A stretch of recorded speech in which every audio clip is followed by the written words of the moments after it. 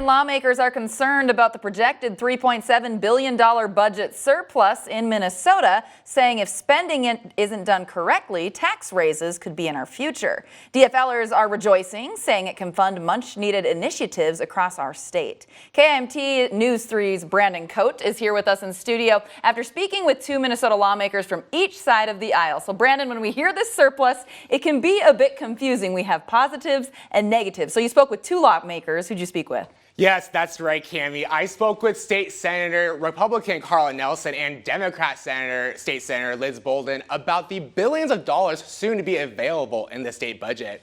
Senator Nelson says she is seeing the warning signs of the state approaching a budget deficit, while Bolden says it could be an opportunity to address pressing issues Minnesotans are facing, like the lack of access to adequate health care.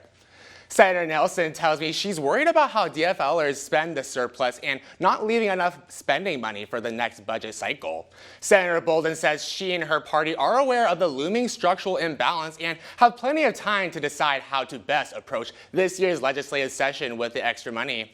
The Republican lawmaker says taxpayers leaving Minnesota for lower tax states and taking their wealth with them is a major concern for her. However, Senator Bolden believes the surplus is a strong representation of a flourishing economy and gives the state more options to support Minnesotans.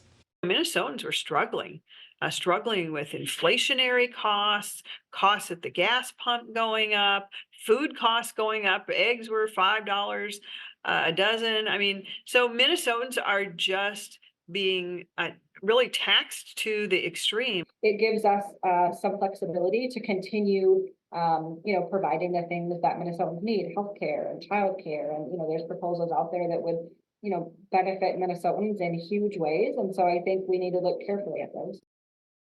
Senator Nelson says the state increased spending by 40% last year, and now her and the other Republicans are asking the state to cut spending into budget responsibly for this year.